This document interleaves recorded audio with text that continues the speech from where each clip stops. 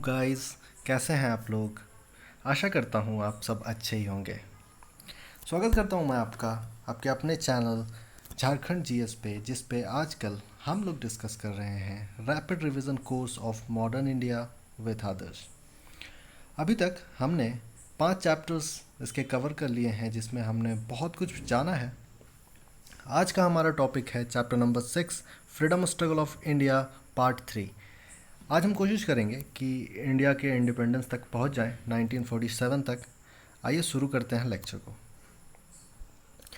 लेकिन हमेशा की तरह let's revise guys, because revision is the key. तो हमने पिछले लेक्चर में देखा है बहुत सारी चीज़ें कि how Britishers came to India, how they prove to be like the master of every province, they became the master of every province of India। कैसे उन्होंने सबको हराया, कैसे उन्होंने बहुत सारे बैटल्स लड़े, कैसे कैसे उन्होंने अपना पॉलिटिकल एंड एडमिनिस्ट्रेटिव पावर्स को बढ़ाया,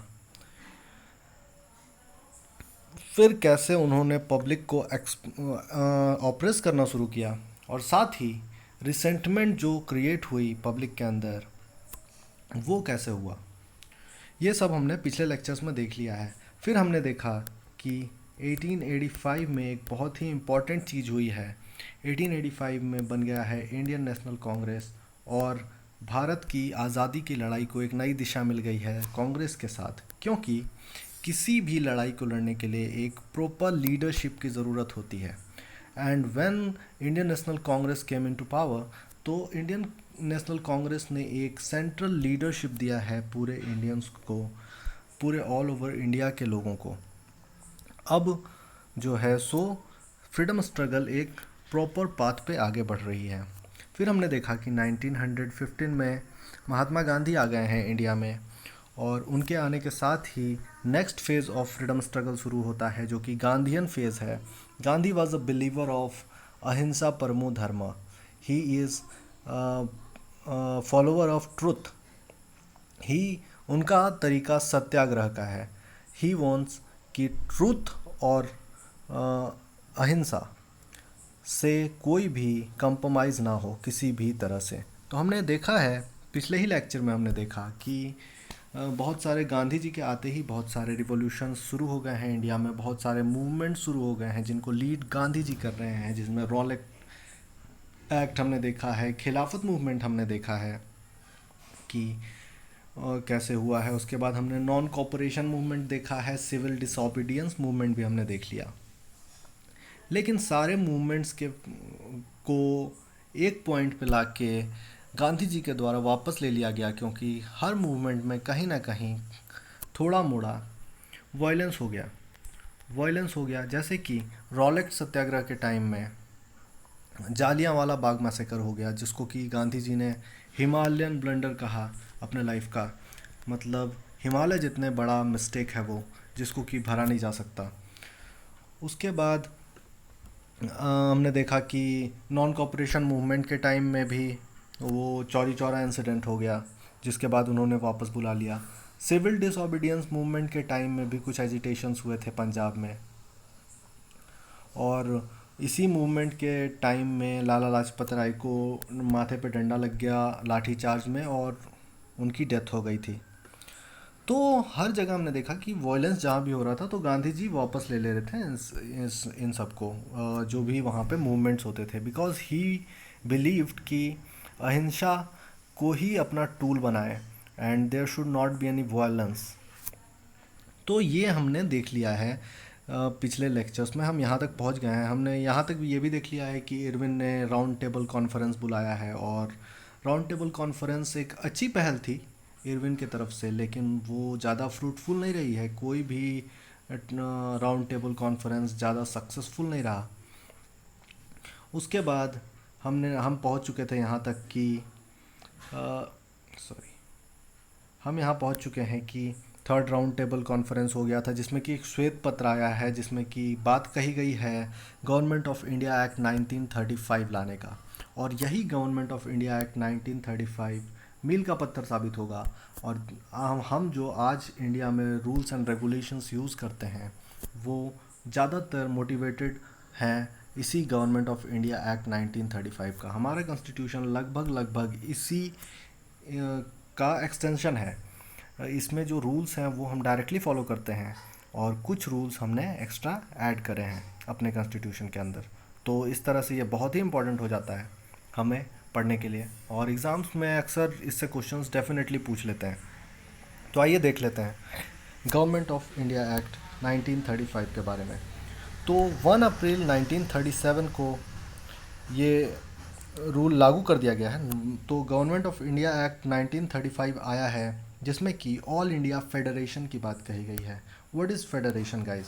फेडरेशन है कि एक कंट्री बनेगी जो कि डिफरेंट स्टेट्स जो होंगे so part of that country होंगे, मतलब a country which would contain different states which will be a part of that country, तो इसी को फेडरेशन कहते हैं। तो India will be all India federation जिसके अंदर बहुत सारे स्टेट्स होंगे। At that point of time India जो है सो वेरियस प्रोविंसेस में बटे हुए थे, बहुत सारे राजा महाराजाओं का अपना अपना प्रोविंस था। सो 1935 के गवर्नमेंट ऑफ इंडिया एक्ट में कहा गया कि India will be a federation, all India federation. Dyarchy का सिस्टम हमने देखा था कि फोर्ड मिंटो रिफॉर्म, पिछले ही चैप्टर में हमने देखा है कि फोर्ड मिंटो रिफॉर्म के अंदर डायरकी का सिस्टम लॉन्च किया गया था प्रोविंसेस के अंदर, जिसको कि अबॉलिश कर लिया गया गवर्नमेंट ऑफ इंडिया एक्ट में। और प्रोविंशियल ऑटोनोमी की बात कही गई है, मतलब कि जो प्रोविंसेस हैं, provinces are here referred as states. Okay, अब तो इंडिया एक फेडरेशन बन गया है तो उसके जो प्रोविंसेस हैं they are states now. So states जो हैं उनको उनका जो है सो पॉलिटिकल ऑटोनॉमी दे दिया गया है, तो the head of the state will be state only. Dyarchy का सिस्टम को हटा के डायरेक्टली जो है सो प्रोविंशियल ऑटोनॉमी दे दिया गया है स्टेट्स को। बहुत सारे इंडियंस को वोट करने का राइट नहीं था अभी तक, तो 1935 के एक्ट में राइट टू वोट को एक्सटेंड कर दिया गया है और बहुत सारे इंडियंस को इंक्लूड किया गया है, उनको दिया गया है राइट टू वोट। और इंडिया में 1937 में शुरू किया गया है फेडरल कोर्ट ऑफ इंडिया, जो कि आगे चल के सुप्रीम कोर्ट बनेगा। दैट ओनली बिल्डिंग जो कि हम आज भी यूज़ करते हैं, उसी टाइम बनवाया गया था 1937 में। उसका नाम था federal court of India.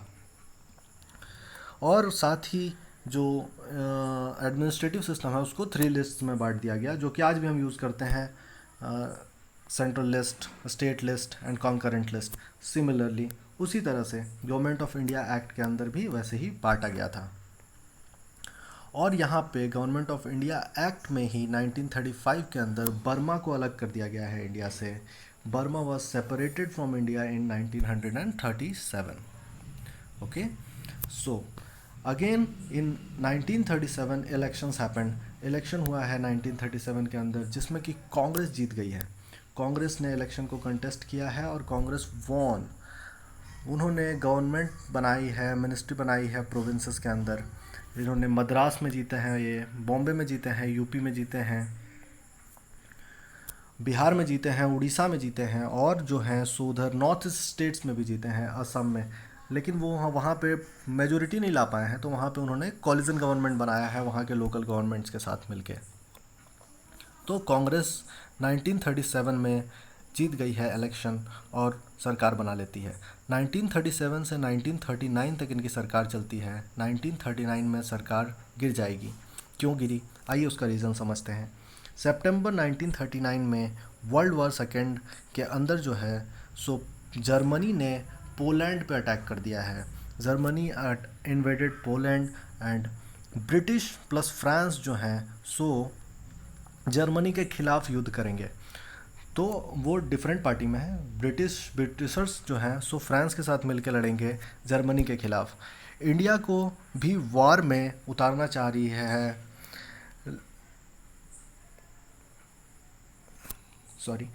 India को भी वॉर में उतारना चाह रही है लिंटिंगो की सरकार। लिंटिंगो वहाँ पे इस समय गवर्नर जनरल हैं इंडिया के, और वो चाहते हैं कि इंडियंस भी वॉर में ब्रिटिशर्स की तरफ से लड़ें। दिसंबर 1939 में कांग्रेस के मिनिस्टर्स जो हैं सो इसके खिलाफ जो इंडियंस को वार में उतार रहे हैं ब्रिटिशर्स, उसके खिलाफ इन्होंने रिज़ाइन कर दिया है।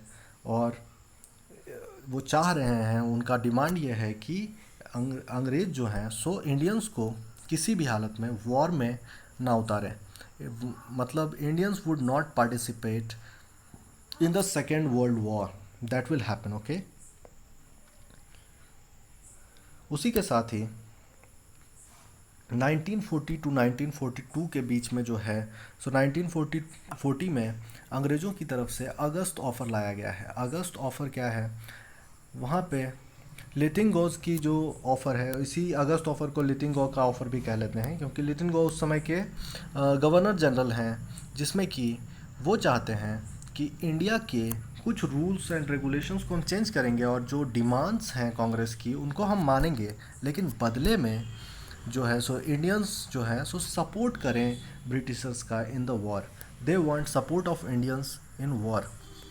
लेकिन कांग्रेस ने डेफिनेटली, होना भी यही चाहिए था, कांग्रेस ने रिजेक्ट कर दिया है इस पूरे ऑफ़र को। अगस्त ऑफ़र रिजेक्ट कर दिया गया है बाय कांग्रेस। अक्टूबर 1940 में इंडिविजुअल सत्याग्रह कुछ कर रहे हैं, गांधी जी कुछ सत्याग्रह कर रहे हैं अगेंस्ट वॉर डिसीजंस। जो वॉर के लिए डिसीजन लिया गया है ब्रिटिशर्स के द्वारा कि इंडिया को उतारा जाए, उसके खिलाफ कुछ इंडिविजुअल सत्याग्रह कर रहे हैं Gandhi ji all over India के अंदर घूम घूम के। विनोबा भावे जो हैं सो फर्स्ट लीडर हैं जो कि इंडियन सत्याग्रह में ऑफ़र किए गए हैं। मतलब like they he was included, political leader हैं but he was included in the satyagraha movement, Vinoba Bhave. 1942 के अंदर जापान को कैप्चर कर लिया, जापान ने कैप्चर कर लिया है साउथ ईस्ट एशिया को, और अब वो पहुंचने ही वाला है इंडिया। जापान जो है सो एक बड़ी पावर है उस समय मिलिट्रीली, और वर्ल्ड वार सेकेंड के टाइम में उसने साउथ ईस्ट एशिया को कैप्चर कर लिया है और अब जो है वो इंडिया की तरफ बढ़ रहा है। 1942 में क्रिप्स मिशन इंडिया आता है। क्रिप्स मिशन क्या है, वो भी एक ऑफ़र देने की कोशिश करते हैं। वो अगस्त ऑफ़र को दोबारा रिपीट करते हैं, और इंडियंस का जो डिमांड है वो है कि डिफेंस डिपार्टमेंट में इंडिया के मिनिस्टर्स हों। दे इंडियंस वांट कि डिफेंस डिपार्टमेंट में इंडिया के मिनिस्टर्स हों, क्योंकि डिफेंस में जो है सो इंडियन सोल्जर्स, वहाँ पे जो लीडर होता है, मतलब जो मिनिस्टर होता है, वो तो अंग्रेज होता है, और the soldiers were Indians also, तो उनको उनका ऑर्डर मानना पड़ता है। तो कांग्रेस वांटेड कि डिफेंस के अंदर जो है सो मिनिस्टर्स जो हों डिपार्टमेंट के अंदर वो इंडियंस हो। लेकिन क्रिप्स मिशन के अंदर इस वाले डिमांड को नहीं माना जाता है, रिजेक्ट कर दिया जाता है, और इसी के साथ क्रिप्स मिशन फेल हो जाता है। Cripps mission is totally a big failure.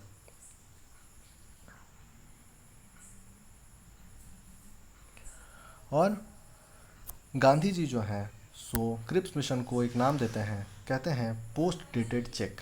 वो एक फेल्ड चेक था, जो कि पोस्ट डेटेड था, वो फेल हो चुका चेक था, जिसका कोई मतलब ही नहीं था आने का, लेकिन वो आया और अपनी बेइज्जती करा के चला गया, यही कहेंगे हम तो Cripps mission was a total failure by of Britishers. अब जो है 1942 के अंदर बहुत ज़्यादा एजिटेशन बढ़ गया है इंडिया के अंदर। इंडियंस वांट पूर्ण स्वराज, और साथ ही 1942 में शुरू हो गया है क्विट इंडिया मूवमेंट, भारत छोड़ो आंदोलन। ये सबसे इम्पॉर्टेंट मूवमेंट है, क्योंकि यही मूवमेंट लीड करेगा इंडिया को इंडिपेंडेंस की तरफ। 8 अगस्त को बॉम्बे में गांधी जी एक असेंबली बुलाते हैं और वहाँ पे नारा देते हैं, करो या मरो, do or die, be your own guide. मतलब अपने तुम गाइड खुद बनो, एंड डू और डाई, कुछ भी करो, करो या मरो। 9 अगस्त को all leaders through out the India, जो हैं पूरे इंडिया से लीडर्स को अरेस्ट कर लिया जाता है बाय ब्रिटिशर्स। गांधी जी को भी अरेस्ट कर दिया जाता है, और उनको जो है सो आगा खान पैलेस में पूना के अंदर बंद करके रखा जाता है। अदर्स को भी अलग अलग जेलों में बंद करके रख दिया जाता है। यंग लीडर्स हैं उस समय, राम मनोहर लोहिया, जेपी नारायण जैसे लीडर्स जो हैं, सुचिता कृपलानी जैसे लीडर्स, इन्होंने अब मोर्चा अपने हाथ में संभाल लिया है और एक पैरेलल गवर्नमेंट चला रहे हैं ये मिदनापुर के अंदर। जैसे ही लीडर्स अरेस्ट हुए हैं मूवमेंट जो है सो बहुत ज़्यादा वायलेंट हो गई है, और सबसे ज़्यादा वायलेंट मूवमेंट देखा गया है आपको बिहार में और इधर बलिया साइड में। तो उनका बहुत ही ब्रूटल सप्रेशन हुआ है, और इस समय इतना ब्रूटली उन्होंने सप्रेस किया है ब्रिटिशर्स ने, एयर बॉम्बिंग भी किया है इन्होंने, हवाई जहाज़ से बम के गोले भी गिराए हैं, to suppress the movement, to suppress the violent movement by Indians. नवंबर दिसंबर के आसपास में लगभग क्विट इंडिया मूवमेंट ख़त्म होने पे है। अब नवंबर दिसंबर का टाइम आ चुका है और क्विट इंडिया मूवमेंट लगभग ख़त्म हो रहा है। उसी समय 1944 में एक फॉर्मूला आता है, चित्तरंजन दास लाते हैं राजा जी फार्मूला। वो चाह रहे हैं कि हिंदू मुस्लिम के बीच में जो भी तनाव पैदा हो गया है, जो भी प्रॉब्लम्स हैं, उनको रिजॉल्व किया जाए।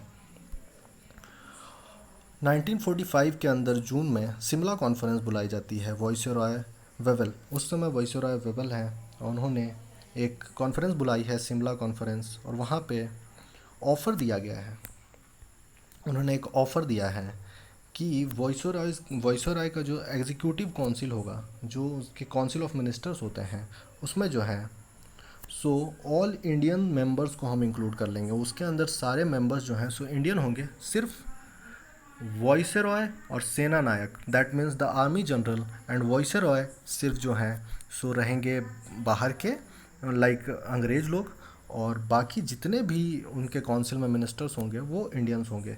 ये ऑफ़र उन्होंने दिया है शिमला कॉन्फ्रेंस के अंदर। वाइसरॉय वेवल हैं उस समय।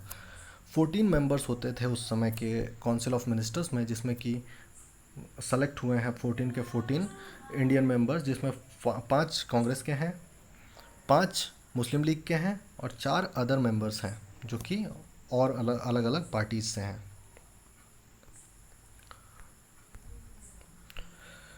और साथ ही यहाँ पे इसी वाले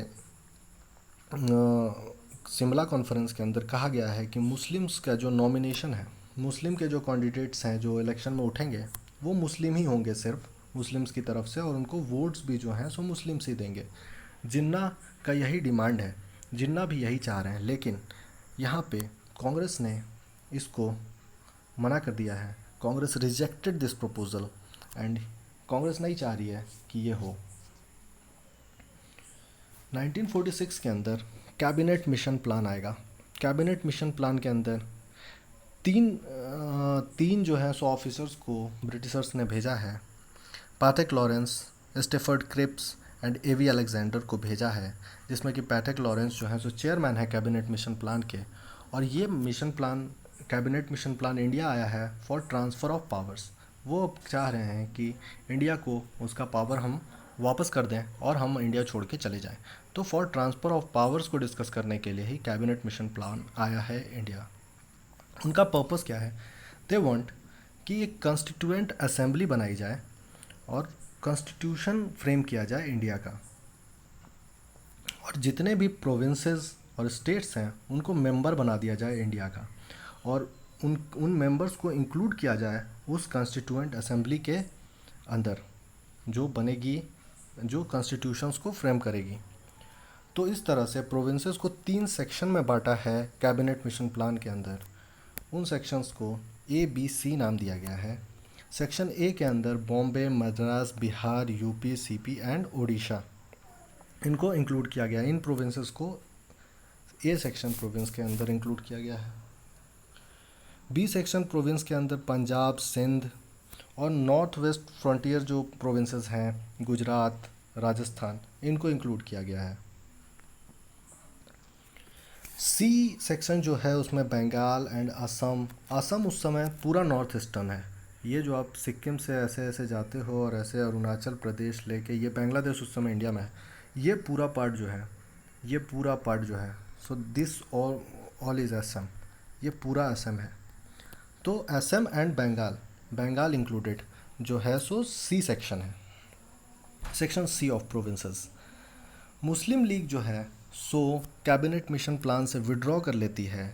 उनको, उनका मानना है कि हमें अलग प्रोविंस चाहिए और एक परमानेंट सेक्शन डी चाहिए जिसमें कि हमारा अलग प्रोविंस हो। 16 अगस्त 1946 को डायरेक्ट एक्शन डे होता है।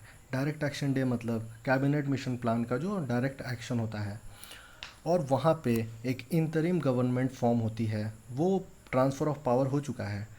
कैबिनेट मिशन प्लान यहाँ पे आई है और 16 अगस्त 1946 को डायरेक्ट एक्शन डे के दिन पावर ट्रांसफ़र कर देती है इंडिया को, और इंडिया में एक इंतरिम गवर्नमेंट बनती है सितंबर 1946 में, जिसके हेड हैं जवाहरलाल नेहरू, वाइस प्रेसिडेंट बनाए जाते हैं इंडिया के इंतरिम गवर्नमेंट के अंदर। फरवरी 1947 में एटलस रिमार्क करके एक रिमार्क आता है और वहाँ पे ट्रांसफ़र ऑफ पावर्स की बात कही गई है, और उसका एक डेट फिक्स कर दिया जाता है कि 30 जून 1946 को ट्रांसफ़र कर दिया जाएगा पावर सारा का सारा इंडिया को। और इस प्रोसीजर को आगे बढ़ाने के लिए माउंट बैटन इंडिया आते हैं। Mountbatten as viceroy of India he came to India. क्यों आए हैं भाई? तो माउंट बैटन आए हैं फॉर ट्रांसफ़र ऑफ पावर्स, जिसका कि डेट अब फिक्स हो चुका है। What was the date? 38 June 1946। ये डेट मुकर्रर हो गई है कि इस दिन हम पूरे पावर्स को ट्रांसफ़र करके हम वापस चले जाएंगे भाई। तो इसके लिए उन्होंने भेज दिया है माउंट बैटन को। माउंट बैटन आते हैं और बातचीत शुरू करते हैं। इंडिया में जितने भी बड़े लीडर्स हैं सबसे बातचीत करते हैं, और बातचीत करने के बाद अपने कंक्लूज़न पे पहुंचते हैं। माउंट बैटन प्लान वो देते हैं। 3 जून को वो अपना प्लान एग्जीक्यूट करते हैं, बताते हैं, और उनके प्लान में कहा गया है कि इंडिया और पाकिस्तान को अलग कर दिया जाए। माउंट बैटन प्लान के अंदर ये प्रपोज़ किया गया है कि इंडिया और पाकिस्तान को अलग कर दिया जाए। नॉर्थ वेस्ट जो फ्रंटियर प्रोविंसेस हैं, जिसमें संथाल है और असम के कुछ पार्ट्स हैं और सिंध है, और बंगाल और पंजाब का जो इलाका है उसको अलग करने की बात कही गई है। बंगाल का पार्ट और पंजाब का पार्ट उसको अलग करने की बात कही गई है। और इसी के साथ ही एक बाउंड्री कमीशन सेटअप होती है। बाउंड्री कमीशन का काम है अब इंडिया और पाकिस्तान की बाउंड्री को रिमार्क करना। रेड क्लिफ एक ब्रिटिश ऑफिसर हैं जिनको ये काम मिला है, बाउंड्री कमीशन के हेड हैं ये, और इसीलिए इंडिया और पाकिस्तान का जो बाउंड्री है उसको रेड क्लिफ लाइन भी कहते हैं हम। रेड क्लिफ लाइन ने बाउंड्री खींच दी है इंडिया और पाकिस्तान के बीच, जो कि पंजाब और बंगाल से होकर गुजरती है। 15 अगस्त 1946 को कंप्लीट ट्रांसफ़र ऑफ पावर हो गया है, और इंडिया जो है सो इसी के साथ एक इंडिपेंडेंट स्टेट बन गया है, एक इंडिपेंडेंट कंट्री बन गया है। और इंडियन इंडिपेंडेंस एक्ट 1947 पास हो गया है ब्रिटिशर्स के द्वारा, एंड माउंट बैटन को ही पहला governor general of free India बनाया गया है। राजगोपालाचारी जो हैं so first Indian governor general of free India हैं, जो कि माउंट बैटन के जाने के बाद पहले इंडियन गवर्नर जनरल बनते हैं इंडिया के। और राजेंद्र प्रसाद पहले प्रेसिडेंट बनेंगे इंडिया के। जब आगे जाके ये फर्स्ट इंडियन गवर्नर जनरल अपना पोस्ट छोड़ेंगे तो जवाहरलाल नेहरू जो हैं सो फर्स्ट प्राइम मिनिस्टर बनेंगे इंडिया के, first PM of India. First president हैं राजेंद्र प्रसाद। तो अगर आपसे पूछा जाए कि राजगोपालाचारी कौन थे, तो he was the first Indian governor general of free India. लेकिन अगर आपसे ये पूछा जाए कि first governor general of free India कौन था, तो आपका जवाब होना चाहिए Mountbatten. Mountbatten was the first governor general of free India. तो इसी के साथ हमने ख़त्म कर लिया है अपने मॉडर्न इंडिया के कोर्स को, और अब हम पूरा टाइमलाइन भी डिस्कस कर चुके हैं और इंडिया के इंडिपेंडेंस तक पहुंच गए हैं। इतना ही था हमारा सिलेबस मॉडर्न इंडिया का। तो आई होप कि आपको अच्छा लगा हो लेक्चर्स। अच्छा लगा हो तो हमारे चैनल को सब्सक्राइब कीजिए, लाइक कीजिए, और ज़्यादा से ज़्यादा शेयर कीजिए, क्योंकि ज़्यादा से ज़्यादा लोगों तक पहुँचे ये। हमें कमेंट सेक्शन में भी बताइएगा कि कैसा लग रहा है आपको। ये स्क्रीनशॉट्स हैं, ये चैप्टर 3 का मैंने आपको बताया था कि इंडियन नेशनल कांग्रेस का फॉर्मेशन एक बहुत ही इंपॉर्टेंट पॉइंट था। तो यहाँ पे जो है पेन का कलर चेंज करते हैं, दिख नहीं रहा, येलो कर लेते हैं। तो 1858 से 1885 का जो टाइमलाइन है, मतलब चैप्टर 3 बहुत ही ज़्यादा इम्पोर्टेंट मैं कहूँगा, क्योंकि चैप्टर 3 से ही जो है so direction of the Indian freedom struggle totally change हो गया। पॉलिटिकल पावर्स चाहिए इनको, और साथ ही बहुत कुछ चेंज हुआ है इंडिया के अंदर। उसी के साथ freedom struggle of India part 1 part 2 हमने पिछले 2 चैप्टर्स में डिस्कस किया है।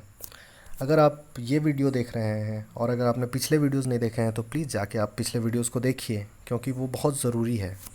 उसको अगर आप देखेंगे तो आपको ये चैप्टर बहुत ही आसानी से समझ आ जाएगा, लाइक बिना किसी मेहनत के। चलिए, thank you for watching our video, और लाइक कीजिए हमारे वीडियो को, सब्सक्राइब कीजिए चैनल को, और हमारी टीम को ज्वाइन कीजिए। फेसबुक पे भी आप हमसे जुड़ सकते हैं। फेसबुक पे हमारा चैनल है फैक्ट्स वर्ल्ड के नाम से हमारा चैनल है फेसबुक पे, जिस पे कि हम क्विज़ेज़ ऑर्गेनाइज़ कराते हैं। क्विज़ेज़ आपको मिलेंगे वहाँ पे डेली बेसिस पे, और कंप्लीट क्विज़ का भी आपको वहाँ पे लिंक मिलेगा, जिसमें कि 20 क्वेश्चंस के क्विज़ेज़ होते हैं, और उसके रिज़ल्ट्स भी हम आपके ईमेल पे सेंड करते हैं। तो आप आइए और ज़रूर कंटेस्ट कीजिए उन क्विज़ेज़ में। आपको एक थॉरो रिवीजन मिल जाएगा और अपना जो भी है वो मिल जाएगा। Thank you for watching our video. I hope कि आपने इन्जॉय किया है अभी इस जर्नी को, और अच्छा लगा है आपको अगर ये जर्नी, तो प्लीज़ हमें कमेंट सेक्शन में बताएं कि हमें अच्छा लगा ये जर्नी आपका, और आप वे ऑफ टीचिंग कैसा लगा ये भी बताइए। और इसी के साथ मैं आपको कहना चाहता हूँ, सी यू सून। हम और भी सीरीज़ इसी तरह के लेके आएंगे। Thank you for watching our video. Bye bye. Miss Others signing off. Thank you. Bye.